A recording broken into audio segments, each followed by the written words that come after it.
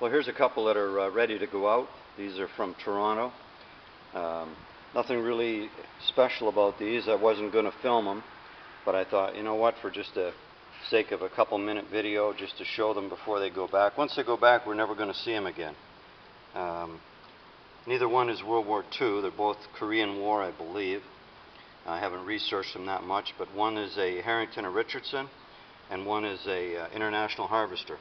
So a little bit different from the regular Springfields and all the other ones that I do. I've been doing Buritas and, of course, Springfield Armory. That's all over the place. So it was nice to do a couple of different ones.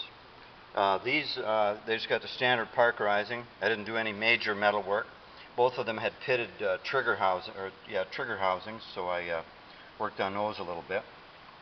Both of these, the wood's been boiled and stained and aged and tongue oiled to make it look like an older, basically a World War II stock. The boiling opens up the grain, and one of them I stained with a little bit kind of a reddish stain. The one up on top, yeah, this one here. Let's just have a little bit closer look at these ones. This one is the International Harvester. Let me get that. Yeah, International Harvester. Let's get this camera to cooperate. There we go. Yeah, International Harvester. It's in the 5 million range, so probably Korean War, I'm assuming. So, yeah, just your standard Parker-Lubrite. Got that nice, once again, that nice dark gray, very dark, almost black in some places. And there's that wood. This is that wood that I stain and age and boil to try and open up the grain a bit, make it look a little bit older, like a World War II grain. Or these are just Boyd reproduction stocks, and they look good, you know, as is.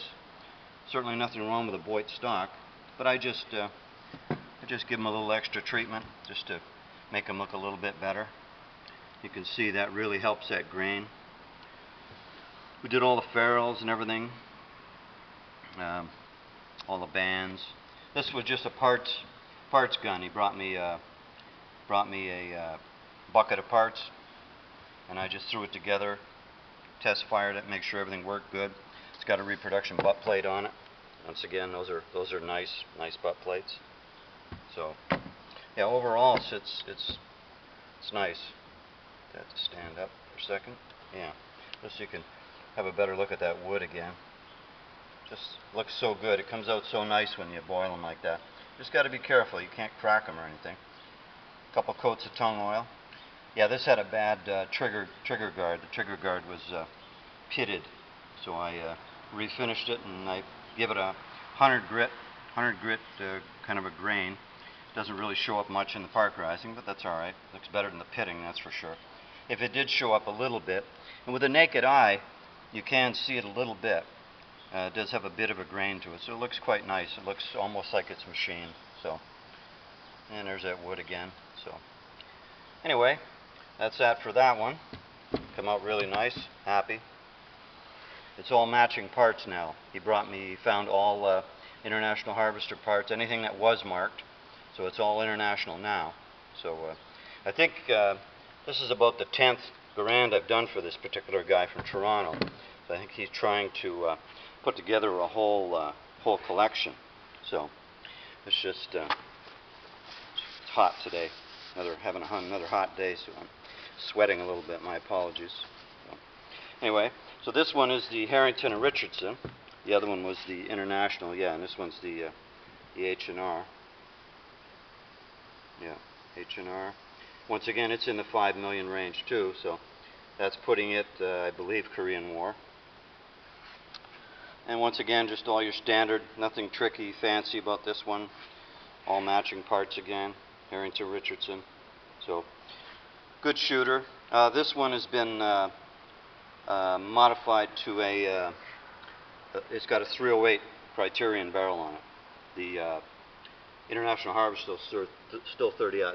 So, this one here, I sandblast and parkerize the gas tube and all the related pieces, but sometimes, if you'll notice, that's a little bit mottled. I parkerized it twice, but it came out the same way both times, so there's something in the metal, some impurity or something. They don't really take parkerizing anyway because there's so much nickel, but I park them instead of paint them, and most of my customers seem to like that. So once again, this is some of that wood that I've boiled and aged, and you can see how it really brings that grain out. The grain looks much more original. It doesn't look like a reproduction stock, even though this is. I do that to try to age it. You can see how it really opens up the grain.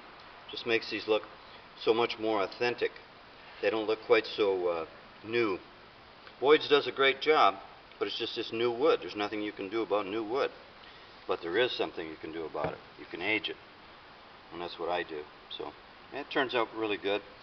This one's got a little bit more of a brown, just a regular walnut stain. The other one I put a little bit of red into it as well. So there's your rear swing swivel and your butt plate, everything. That's reproduction butt plate. Once again, see that wood, how nice that wood comes out? It just beautiful, beautiful. And all stamp parts on this one being a little bit later. This one had a bit of a screwed up trigger guard too, so I worked on that and gave it a 100 grit finish. It looks really good now. So no more issues on this one. Now, both guns were really quite nice. Most of the parts were good. Both guns were just basket cases, more or less. Just brought me a box of parts and I threw it together and made it into a workable gun. So just flip this over for a second. So yeah, it come out nice. I'm happy. Like I say, I wasn't even going to film these. These are just everyday jobs for me, but some of you seem interested in the jobs I'm doing, so I just thought I'd give you just a quick little 5-minute, 10-minute video. Love that grain, eh? Just a quick video just to show these before they leave. Once I go back to Toronto, we may never see them again. So just gotta love that Parker Lubrite. It just comes out so nice, so even, and over that aged wood, this looks good. Looks like a vintage original rifle. So anyway, that's it for now. I just wanted to just give you a perusal of these two. And customer's coming tomorrow from Toronto to pick them up. He's probably bringing me more. I've always got something here from this guy. So, but anyway, they're both done, ready to go. He's just got to put his own slings on them, but they're all finished. So anyway, I hope you enjoyed them. Once again, they're always fun doing. So, but I'll sign off for now, and I'll talk at you on the next project. Thanks.